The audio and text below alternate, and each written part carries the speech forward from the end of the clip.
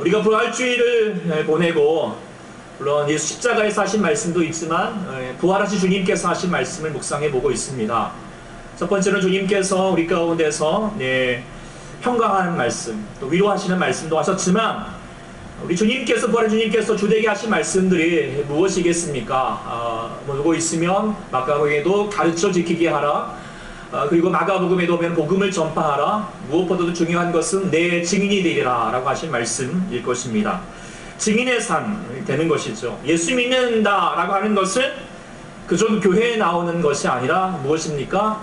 증인의 삶을 살아가는 것이다 라고 말할 수 있을 것입니다. 그러기 위해서 우리가 무엇을 어떻게 해야 될 것인가? 우리가 지난주부터 사도행전 말씀을 통하여서 우리가 이제 보고자 하는데, 물론 제일 중요한 것은 무엇이죠? 성령의 충만함을 받는 것입니다. 그런데 이제 오늘 지난주부터 우리가 본문을 통하여서 성령 충만 전에 준비하는 과정 속에서 복음의 증인의 삶으로 헌신한 사람들의 모습이 나오는데, 그들을 통하여서 야, 이런 사람이 증인이 되어 가구나 라는 것을 볼 수 있게 되지요. 먼저 우리가 지난주에 봤던 것을 보면은 첫 번째로는 예수님의 아들 아우들을 볼 수가 있었죠. 예수님의 아들 아우들에게 예수님은 처음에는 어떤 분이었을까요? 그저 자신의 형님들이었죠.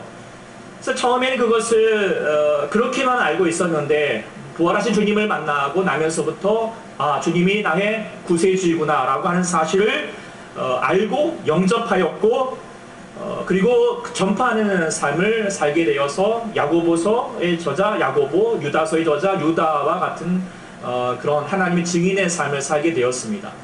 즉 자신의 알고 있던 그 예수님의 모습과 생각을 고집하지 않았기 때문에 가능하게 된 것이죠. 그런데 이에 비하면 가룟 유다는 어땠습니까? 자신이 원했던 예수님상 구원자상만을 고집했습니다. 그저 예수님은 이스라엘을 해방하는, 그리고 왕으로 오실 분만을 기대하고 있었고, 그래서 자기도 그 자리 가운데 한 자리를 차지할 수 있게 분으로 그렇게 여기고 있었죠. 그런데 예수님이 그렇지 않은 거예요. 그리고 실망하였죠. 그러면서 그것에 대하여서 자신이 계속하여서 그 예수님의 뜻을, 자신의 뜻을 들어주지 않자 빈정상하고 급기야 예수님을 팔아버렸습니다. 아무리 예수님께서 그의 생각을 수정하게 하고 또 기회를 주었지만 거절해버렸습니다. 고집했습니다. 그러다가 사단의 밥이 되어버리는 그런 안타까운 비참한 삶으로 마감해야 했습니다. 그래서 우리가 지난주에 결론을 할 수 있는 게 뭐냐? 증인이 된다는 것은 자신의 예수를 고집하지 않는다는 것입니다. 처음에 우리도 그럴 수 있습니다. 예수님 그저 자기에게 복 주시는 분으로, 나에게 뭔가 내가 어려움을 해결해 주실 분으로 믿지만, 우리가 예수님을 알다 보면 어떻습니까? 이런 주님만이 있는 것은 아니잖아요. 그렇죠? 우리 가운데 구원하시고 정말 단순하신 주님이 아니라 모두 가운데 진리 가운데 우리를 인도하실 주님이라는 사실을 알게 됩니다. 그럴 때 어떻게 해요? 자기가 원했던 것만 고집하지 않은 자가 되어야 할 줄 믿습니다.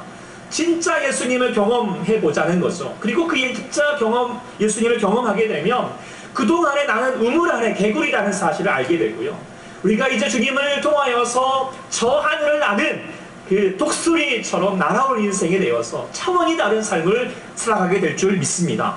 그리고 그것을 간증하고 그것을 증거하는 것이 증인의 삶이다 라고 하는 것을 기억하면서, 그러니까 증인된다는 것은 자신의 예수만, 자신의 생각만 고집하는 것이 아니다, 변화되는 것이다 라고 하는 것을 묵상하게 되었습니다.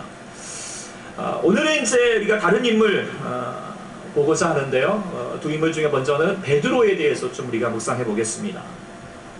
베드로 너무 잘 알죠? 예수님의 수제자이고 또 믿음의 거장으로 우리가 생각할 수 있겠지만, 베드로가 처음부터 이렇게 대단한 인물로 서 있었을까요? 그러지 않습니다. 본문 전까지는 증인의 삶으로 전혀 살지 못했습니다. 용기는 있지만 덤벙대고요. 성질은 있지만 뭐예요? 겁은 많아가지고 예수님을 나중에는 배반까지도 했던 사람입니다. 그랬던 베드로가 부활하신 주님을 만나고 나면서부터 전혀 새로운 인생을 살게 되죠. 그러면서부터 사도행전을 이끌어가고 무엇보다도 예수님의 말씀처럼 교회를 이끌어가는, 교회를 세운 사람이 됩니다. 어떻게 해서 그가 증인의 삶을, 이런 증인의 삶을 살 수 있었을까? 물론 제일 중요한 것은 2장부터 나오는 오순절 성령의 강림 사건을 경험하면서부터입니다. 그러나 성령이 임하신다고 우리가 증인이 될 수 있을까요?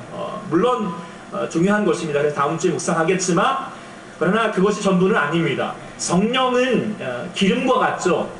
근데 기름이 자동차가 하기 위해서 기름만 필요한 것은 아니겠습니다. 기름이 중요하지만 또한 자동차가 굴러가기 위해서는 기술이 중요하겠죠. 네. 그래서 함께 이것이 같이 지식이 있어야 됩니다. 오늘 그런 면에서 베드로의 그런 모습을 볼 수 있게 되는데요. 이전과 다른 베드로의 모습이죠. 오늘 본문에 보면은 예수님이 이제 승천하시고 나서 이를 목도한 사람들이 120명의 사람들이 나가다락방에 모여 있었습니다. 그런데 그 중에서 리더로 이제 베드로가 서서 지금 예수님의 가룟 유다가 예수님을 저버리고 갔기 때문에 그 빈자리가 있다. 그래서 그 자리를 우리가 다시 메꿔야 된다. 이런 것을 얘기하는데 그저 얘기하지 않냐고 어떻게 합니까?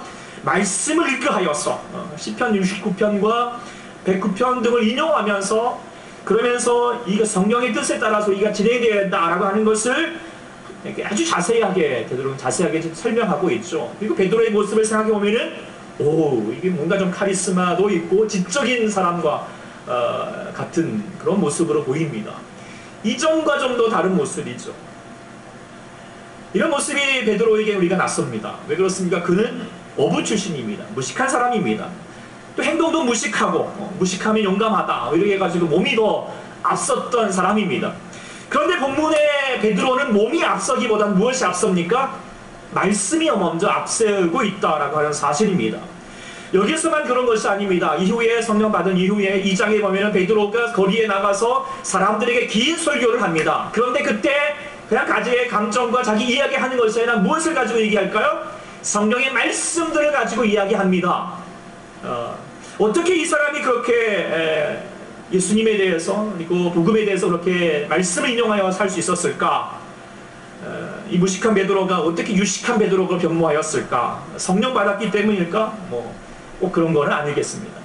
그 중요한 단서가 바로 2절에 나오죠. 2절에 보면은 예수님께서 승천하시기 전까지 40일 동안 하신 일들이 나옵니다. 무엇보다도 그들에게 보이시며 하나님 나라의 일을 말씀하셨다라고 말합니다. 무엇을 말하죠? 예수님께서 40일 동안 제자들과 더불어서 말씀 공부하셨다라고 하는 거예요. 이게 여기서뿐만 아니라 엠마오의 두 제자에게도 계속 말씀 공부하게 하셨습니다. 예수님께서 왜 십자가에 죽으셨는지, 예수님께서 강조하셨던 하나님의 나라가 다시 무엇인지 다시 얘기해주고, 그래서 예수님께서 지금까지 행적에 대해서 어떤 의미 있는지 구약의 말씀을 통하여서 다시 비교 분석 말씀해 주셨던, 공부시켜줬던 것이죠. 그걸 통하여서 베드로가 또 그것을 열심히 공부한 것입니다. 무식한 사람이 유식한 사람이 되는 것이 하루아침이 되는 것이 아니라는 것은 저도 알고 여러분들이 아는 거라고 생각합니다. 그렇죠? 그리고 또 승천하신 이후에도 성경 말씀 배우는 것을 게을리하지 않았던 것 같습니다. 그러니까 2장에 베드로가 설교할 때도 시편의 말씀들 또 요엘서 이 짧은 3장밖에 되지 않은 요엘서도 인용을 하면서 그것도 거리에서 하니까 뭐예요? 외워서 할 수밖에 없을 것인데 외울 수 있을 만큼 물론 정확하진 않아요. 네, 그러니까 좀 약간 틀린 게 있어요. 구약 성경 말 더불어. 근데 그래도 그렇게 딱 얘기하고 있는 그 모습이 그만큼 말씀을 배우는데 힘을 다하였기 때문이고 또한 주님도 그것을 가르치기에 힘을 다했다라고 하는 것을 볼 수 있게 됩니다. 그래서 우리가 결론 내릴 수 있는 게 뭐냐면 증인의 삶을 산다라고 하는 것이 무엇이냐? 먼저는 증인의 기본은 무엇이다? 말씀이라는 것이죠. 말씀. 네. 베드로가 지금 마띠아를 이렇게 뽑아야 된다, 이렇게 12명 제자를 세워야 된다라고 하는 것이 그냥 없으니까 하우자 이런 정황이 문제가 아니라 뭐죠? 말씀에 응하여서 말씀에 대해서 행하였다라고 하는 것, 그리고 말씀을 전하고 있는 것입니다. 말씀 따라 행하는 것이 증인의 삶일 줄 믿습니다. 그냥 우리가 그냥 자기 나가서 자기 이야기하고 자기의 개똥 철학 같은 것을 막 그렇게 나타내는 것이 증인의 삶이 아니라는 것입니다. 주님은 그래서 말씀을 가르치라라고 그렇게 계속 주장하고 계시고, 예수님도 가장 중요하게 여겼던 사역이 말씀을 가르치는 사역이었죠. 오죽하시면 마지막 순간까지도 가르쳤을까요? 그래서 우리가 예수님을 따르는 교회가 해야 될 중요한 일이 무엇일까요? 예수님 보시기에 가장 좋은 교회가 뭘까요? 세 번째, 한번 보겠습니다. 보기 첫 번째, 역사와 전통이 있는 교회. 두 번째, 좋은 건물을 가지고 있는 교회. 세 번째, 성도들을 말씀으로 가르치는 교회. 몇 번일까요? 네, 3번이라고 여기서 말해주고 있는 것 같습니다. 네. 그쵸? 네, 맞습니다. 크던 작던 상관없습니다. 하나님 보시기에는 말씀을 가르치는 교회, 주님이 원하시는 줄 믿습니다. 그런 면에서 우리 교회는 좋은 교회일까요? 아닐까요? 아, 예. 저는 좋은 목사일까요? 아닐까요? 아, 예. 여러분 다시 묻겠습니다. 여러분들은 좋은 성도입니까? 아닙니까? 네, 좋은 성도인 줄 믿습니다. 하나님 말씀을 배우고 또 뭐요? 가르치는 사역을 해가는 여러분들이라면 좋은 성도일 줄 믿습니다. 그러면 말씀을 가르치는 것이 무엇일까? 한번 좀 질문을 해보고자 하는데요. 한 가지 먼저 지금 설교하고 있지만 설교하는 것과 가르치는 것이 같을까요? 다를까요? 약간 다를까요? 네. 말씀을 들으면 원래는 같아야 합니다. 그런데 결과적으로는 달라지고 있습니다. 왜냐하면 가르친다라고 하는 것이 무엇일까요? 말씀을 가르친다. 요즘 이제 우리 아이들, 우리 교회학교 이제 그 아이들이 찬양팀을 제대로 하기 위해서, 네, 답이 먼저 나오면 안 되는데 이렇게 나왔습니다. 우리 교회학교 아이들이, 네, 이제 찬양팀 잘하기 위해서 학원을 등록을 해서 선생님이 열심히 가르쳐주고 있어요. 네. 그러면 이 아이들이 이제 가르침을 받는다라고 하는 것은 선생님이 악기 막 열심히 치고 있으면 구경 잘하고, 이야, 참 잘하네, 이렇게 하는 거 보고 있는 게 다일까요? 중요한 건 뭐죠? 그 선생님이 악기 하는 것을 그대로 따라갈 수 있게 되는 것이 진짜 가르침의 목적이고 그것이 배움의 또 목적이겠죠. 그러면 그런 면에서 말씀을 가르친다라고 하는 뜻이 무엇일까요? 그것은요, 여러분이 배움으로 들음으로 끝나는 것이 아니라 여러분들도 말씀을 가르치는 자로 서 있는 것입니다. 할렐루야. 그것이 말씀을 가르침의 중요한 목적이 되는 것이죠. 예수님도 그의 사역을 보면 마찬가지였습니다. 자신만 말씀을 전하고 끝나지 않았습니다. 어떻게 했죠? 그리고 또 나가서 말씀을 가르칠 수 있도록 했다라고 하는 것입니다. 그리고 예수님 그것을 분부하셨습니다. 근데 원래 설교도 그렇게 되어야 합니다. 그런데 어떻게 합니까? 대부분이 그대로 듣고만 있습니다. 구경만 하고 있습니다. 말씀에 대해서 말 한마디 못하고 있으면 어떻게 해요? 가르치는 것이 안 될 수밖에 없다라고 하는 것이죠. 예전에 이제 교회가 많이 가르치지 않았습니다. 왜 그럴까? 옛말에 그런 말이 있었습니다. 암탉이 울면 집안이 망한다. 그래서 여자는 이름 석자만 쓰면 된다. 이런 안타까운 말을 하던 시절도 있었고, 그래서 이런 여러 가지 뭐 백성들 향하여서 가르치는 것을 이렇게 게을리하면서 일부러 하면서 이것을 우미나 정책이라고 하죠. 이것은 권력자들이 백성들을 우둔하게 하여서 자기의 뜻대로 수족처럼 부리고자 하였던 예용입니다. 못된 정책이죠. 그런데 교회마저도 그럴 때가 있다라고 하는 것이죠. 그저 시키는 대로만 무조건 아멘 하도록 하는 것만 교인들의 모습일 것처럼 그렇게 하였던 적이 있습니다. 특별히 중소 가톨릭은 그랬습니다. 말씀을 가르치지도 않았고 읽지도 못하게 했습니다. 그리고 나서 교회가 망했습니다. 물론 교회는 비대해지겠지만 교회가 교회됨이 아니라는 것입니다. 하나님은 그 백성들에게 우미나 정책을 썼습니까? 네, 아닙니다. 예수님은 설교만 하셨을까요? 아니지 않습니까? 예수님은 철저하게 말씀을 가르치고 또 가르쳤습니다. 그리고 철저히 예수님 제자들도 철저히 말씀을 배워서 또 전하는 삶으로 나가게 되었습니다. 그래서 우리가 나중에 사역들이, 이 제자들이 가장 중요한 사역이 뭐냐? 말씀을 가르치는 사역이다. 다른 일도 막 생기니까 그것은 아니다. 더 중요한 것은 가르치는 것이다 라고 고집했던 모습들이 그냥 있었던 것이 아니라는 것을 기억하게 됩니다. 저는 저희 초대교회가 사도행전의 초대교회가 되기를 소망합니다. 베드로가 그냥 베드로가 된 게 아니에요. 예수님의 철저한 성령 공부 제자 훈련, 그리고 사도들의 또 마찬가지 제자 훈련이 있었기 때문이라는 것을 알게 됩니다. 그런 면에서 우리 이번 주 우리 이제 구역 모임부터 예배 인도를 제가 하지 않고 우리 구역장님들이 하도록 했습니다. 물론 뭐 전부 다 뭐 했으면 좋겠는데 갑자기 하면 다 도망가실까봐 이제 격주로 하게 됐지만, 이건 제가 귀찮아서 하는 게 아닌 줄 꼭 깨달으셨으면 좋겠습니다. 아주 중요하기 때문이죠. 힘들다 마시고 또 구역을 식구들도 같이 말씀을 듣고 어떻게 해요? 같이 나누는 훈련들을 해갈 수 있기를 소망합니다. 제자 양육도 이번 주부터 시작합니다. 몇 분 하신다라고 하셨지만 저는 정말 다 하셨으면 좋겠습니다. 여러분들. 예. 이거 포기해버리면 교회의 됨이 무너질 수밖에 없습니다. 라는 생각합니다. 교회 제자 양육의 목적이 뭐냐면 제가 가르치는 것이 중요한 것이 아닙니다. 뭐가 중요하죠? 여러분들이 다시 다른 사람을 가르칠 수 있도록 하는 거예요. 그것이 제자 양육의 중요한 것입니다. 제가 꿈꾸는 교회, 아니 하나님께서 꿈꾸는 교회가 무엇일까? 그것은 말씀을 서로 나누고 가르치는 사역도 이루어지는 왕성한 교회가 되어야 할 줄 믿습니다. 우리가 말씀을 듣고 있지만 이런 걸 지금도 듣고 있지만 우리가 막 그 식당에서 밥 먹으면서도 막 말씀들을 같이 나누고 또 같이 자기의 생각에 말씀에 빗대어서 고백하고 이런 일들이 일어날 수 있기를 소망합니다. 네. 나와가지고 서로에서 막 서로 이 말씀을 서로 가르쳐주는 일들. 네. 무식한 베드로도 이렇게 했는데 여러분들이 못할 이유가 없습니다. 우리 잘 감당해가는 말씀을 가르치는 우리 모두가 될 수 있기를 소망합니다. 두 번째 증인의 삶이 무엇일까? 세 번째 인물은 바로 마띠아입니다. 마띠아가 선출되는 과정을 보겠습니다. 베드로가 가룟 유다의 공식을 대신할 사도의 조건으로 얘기하면서 21절 이하로 두 가지를 얘기를 했습니다.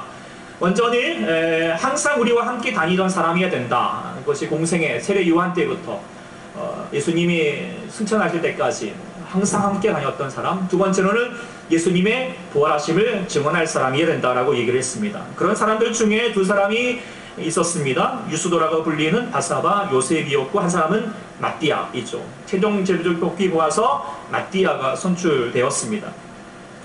자, 이 마띠아가 누굴까? 성경에는 알려진 바가 없습니다. 학자들은 바나바가 사도행전에 나오는 바나바가 마띠아일 수도 있겠다. 아니면은 요한복음 1장에 나오는 바로 나다나엘이 마띠아이지 않을까? 이런 생각도 가지지만 어쨌든 정확하지는 않습니다. 분명한 것은 그도 예수님의 12제자들처럼 처음부터 이 3년의 공생애를 같이 따라다녔고 지금까지 함께 있었다라고 하는 사실이고 또한 예수님께서 70인의 제자들을 파송하였던 사건이 야고보에 나오는데 그때도 분명히 포함되었을 것이다 라고 하는 것을 깨닫게 됩니다. 자, 예수님을 향하여서 이렇게 쫓아다니고 나아가고 있는데 우리가 예수님을 향하여 나아갈 때도 그렇지만 누구라도 한 번씩은 위기가 옵니다. 어려움이 생깁니다. 베드로도 그랬던 것처럼.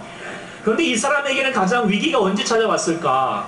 저는 생각해 보면은 아마도 예수님이 12명의 제자들을 지명하여서 선별할 때이지 않았을까라는 생각을 가져보게 됩니다.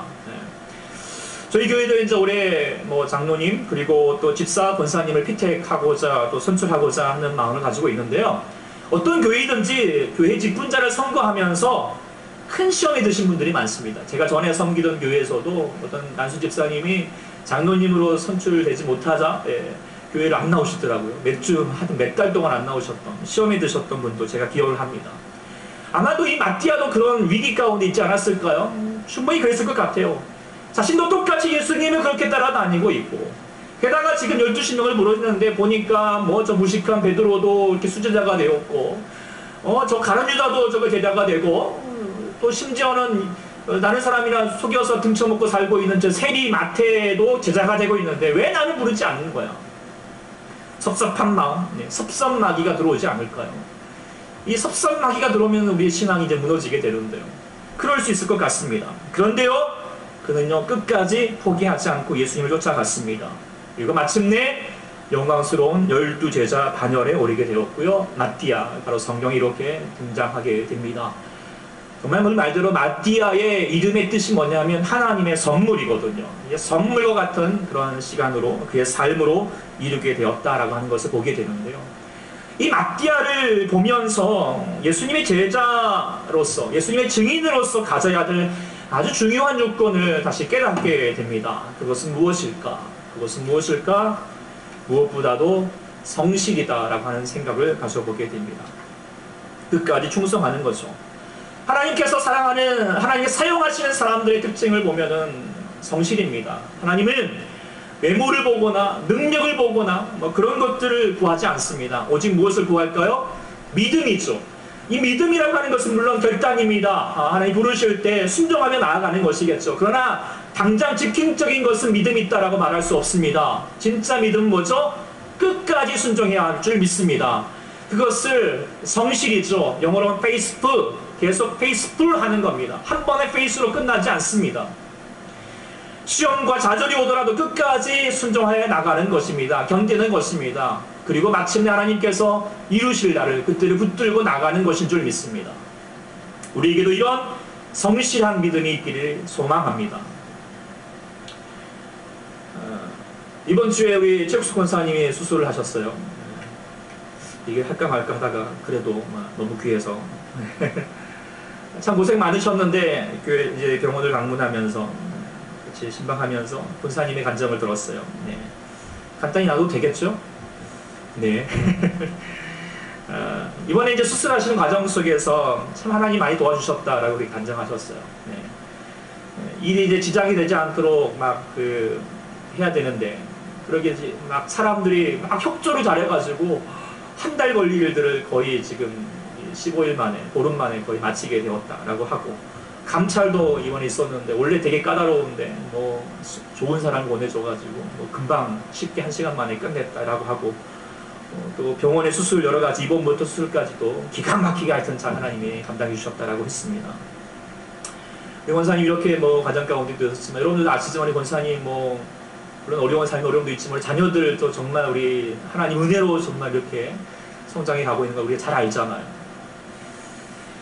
근데 왜 이렇게 권사님이 잘 될까 생각해보면 물론 예모도 있으시고 지혜도 있으시고 뭐 그런 것도 있겠지만 저는 제일 중요한 것은 권사님이 성실합니다 라는 생각을 가져보게 됩니다. 그리고 권사님 뭐 다 아시겠지만 모든 예배 수요일 금요일 구역 모임 전부 참석하십니다. 이번에도 제가 참 놀랬던 것이 수술을 위해서 몸도 불편하시고 또 여러 가지 많은 또 이렇게 바쁘신 가운데도 불구하고 뭐 예배뿐만 아니라 구역 모임까지도 그냥 꾸역꾸역 오시는 모습을 제가 보면서 참 귀하다라는 생각을 가지게 됩니다. 그러니까 하나님께서 은혜를 주시지 않나라는 생각을 가져봅니다. 물론 우리 교회에도 이제 우리 권사님처럼 성실하신 분들이 몇 분 계시지요. 특별히 대표적으로 이주사님도 계시고 또 하나님 은혜 주시고. 근데 제게 이제 시험이 들은 분이 있습니다. 예. 그래서 우리 김효인 집사님, 정호연 집사님 정말 우리 성실하게 예배와 모임을 참석하시는데 우리가 말하는 대로, 제가 말하는 대로 아니면 우리 여러분들이 기도하시는 대로 되지 않을 모습을 보면서 너무 좀 시험이 듭니다. 정말 아버님이 위해서 좀 기도하고 있는데 더 악화되고 있다는 소식을 들으면서 정말 하나님께 왜 그렇습니까? 왜 그렇습니까? 시험이고 위기입니다. 그런데 정말 제가 다시 기도하고 또 권면해 드리고 싶은 것은 또 여러분들도 마찬가지겠지만 위기의 순간이 찾아옵니다. 그러나 막디아도 그런 위기를 극복하여 끝까지 하나님께 나아갔던 것처럼 우리 모두도 우리 권사님도 뭐 다 그렇지만 또 위기의 순간이 있을 때마다 우리가 끝까지 견딜 수 있기를, 끝까지 주님 앞에 잡혀 나갈 수 있기를 기도하고 또 기도합니다. 그래 반드시 이 또한 지나가게 할 것이고 반드시 그 뒤에 하나님께서 과연 더 우리 가운데 큰 은혜를 주셨다라고 채워주실 줄 믿습니다. 이 은혜가 뭘까? 하나님이 주시는 은혜가 뭘까? 한번 좀 생각해 보면서 제가 한 분의 간증을 이야기하고 우리 말씀을 마치고자 합니다. 미국의 초대형 우리 건축 설계 회사의 회장이시고 오바마 행정부의 건축 자문위원까지 역임한 하형록 회장님이 있습니다. 이번에 이제 쓴 책, 기독교에서 이제 베스트셀러가 된 지금 책이기도 하는데요. 제목이 Favor입니다. Favor 뭘까요? 영어로 보면은 F-A-V-R 해가지고 Favor라고 하는 뜻. 호의라는 뜻도 있겠지만 이제 우리는 쉽게 성경에서 우리가 많이 사용하는 것은 은혜입니다. 그런데 인으라고 번역할 수도 있겠지만 일부러 그렇게 번역 안 했다는 거예요. 일부러 favor라고 하는 단어를 썼대요. 왜냐하면 이유가 있는 것이죠. 우리가 사용하는 말과 다르기 때문이죠. 보통 은혜라고 말하는 것은 무엇일까요? 은혜는요 우리의 노력 없이 그저 거둬지는 것을 은혜라고 합니다. 그런데 페이버는 좀 다릅니다. 나름의 대가 그리고 모든 좋은 그 사람 보기에 좋은 행동을 했기 때문에 마음에 들었기 때문에 그에게 다시 호의를 베풀어 주는 것을 페이버라고, 은혜를 베풀어 주는 것을 페이버라고 그렇게 얘기를 합니다. 미국 사람들은 기도할 때 보통 페이버를 간구합니다. 하나님, 내가 주님 앞에 이렇게 기도하고 주님 앞에 나아가오니 하나님께서 페이버를, 나에게 은혜를 허락해 주십시오 라고 그렇게 얘기합니다. 시편의 기도도 대부분 그런 기도가 참 많습니다. 어려울 때 항상 기도할 때마다 하나님, 내게 주님께 번제 드린 거, 주님께 제사 드린 거, 예배 드린 거, 성실하게 행하였던 거, 하나님 공의를 이뤘던 거 기억하시고 나에게 은혜, 페이버를 허락해 주십시오 라고 그렇게 얘기를 합니다. 그런데 한국 사람들은 페이버가 없고 그레이스, 은혜만 구한다라고 하는 거예요. 은혜만 구한다는 것이 뭘까요? 자기는 노력하지 않고 하나님의 삶을 살지 않으면서 그저 하나님께서 역사해달라고, 기적을 허락해달라고 그렇게 구하는, 억측을 부른다라고 하는 것이 왠지 모르게 이분의 마음에 걸렸던 듯 합니다. 그런데 정확히 보면은 성도에게 은혜라고 하는 것은 이분이 보기에, 아니 정말 성경에서 보기에는 한 번이면 일생에 한 번이면 족합니다. 그럼 어떤 은혜일까요? 우리에게 값없이 주어지는 것은 뭘까요? 구원입니다. 구원은 정말 은혜이죠. 우리가 페이버가 될 수가 없습니다. 그러나 그 나머지 우리 가운데 복된 삶, 우리 가운데 하나님의 복 있는 삶을 이루는 것은 무엇일까요? 페이버입니다. 하나님 아버지 앞에 우리가 순종하고 하나님의 뜻을 향하여서 주님 보시기에 합당한 삶을 살아가길 때 하나님께서 우리 가운데 은혜, 페이버를 허락하신 줄 믿습니다. 왜 자신이 이렇게 성공한 기업가가 되었느냐? 페이버 때문이라고 이 사람은 말합니다. 그리고 하회장이 그 전에 아주 유명한 책, 이 책 전에 한 3년 전에 유명한 책이 나와요. P31이에요. 이것은 자기의 기업을 경영하는 기업의 모티브인데요. 프로바브, 그래서 잠언 31장을 얘기합니다. 특별히 31장 20절 말씀을 아주 중요하게 여기는데 그는 이 말씀이 이겁니다. 그는 공고한 자에게 손을 펴서 궁핍한 자를 위하여 손을 내밀며, 무슨 뜻이죠? 구제 사역한다는 거예요. 자신은 돈을 벌고 27살과 이익을 얻으면 어려운 사람들 향하여 쓰는데 더 많이 헌신하겠다, 헌물하겠다라고 되어 있어요. 이렇게 하면 회사가 잘 돌아갈까요? 원래는 안 됩니다. 회사는 이익을 위해서 철저하게 더 많이 갖기 위해서 노력을 해야죠. 그런데요, 신기하게도 잘 돌아간다는 거예요. 위기를 닥치더라도 갑자기 기도하고 하나님께 뜻을 향하여 나아가면 하나님이 도와주신다는 거예요. 하나님 페이버, 하나님의 뜻을 합당한 삶을 사니까 하나님의 회사에게 하나님의 페이버를 허락하신다라고 그렇게 얘기하고 있습니다. 자, 실의 삶에도 페이버를 하나님 허락하시고 계신다는 것을 알고 있습니다. 특별히 언제 더 하나님 페이버를 자기가 분명히 알게 되었느냐? 그는 25년 전에 사고로 말미암아 심장이 고장났어요. 이식을 받아야 했습니다. 그 마침 이식 받을 수 있는 심장을 허락받게 되었습니다. 그런데 그때 자기 옆동에 있는 어떤 환자가 자기보다 더 급하다는 소식을 듣게 되었어요. 그때 하나님의 음성 속에서 과감하게 그 심장을 포기했습니다. 그리고 그 사람에게 넘겨줬어요. 목숨을 건 결단이었어요. 순종이었죠. 그것이 자기 인생을 두고 보니까 자신에게 허락한 하나님의 페이버가 허락하셨던 하나님의 결정적인 이유가 됐다라고 말하고 있어요. 하나님이 그것을 보시고 하나님께서 자신에게 은혜를 주셨다라고 말하는 거죠. 그러면서 이번이 한 신문에, 국민일보 신문이었는데 이렇게 인터뷰를 했습니다. 하나님께서 제게 희생을 원하셨습니다. 페이버에는, 아니, 우리가 결단하기 위해, 순종하기 위해서는 반드시 희생이 따를 수밖에 없습니다. 심장을 포기하는 것은 목숨을 희생해야 되는 것입니다. 그 희생이 있었기에 P31, 그러니까 회사 경영도 희생이 있어요. 또 자신이 경영하는데도 여러 가지 어려움들이 있어요. 그렇지만 그 P31이 나올 수 있었고, P31을 통하여서 회사 팀하스를 통해 많은 간직을 할 수 있었다. 제게도 페이버를 받았기에 친구들도 제게 이야기합니다. 네가 성공하는 거 보니까 잘나서도 아니고 능력이 있어서도 아니다. 뭐죠? 그때 심장 이식을 양보한 것이 뭐기 때문에 하나님 보시기에 좋았기 때문에.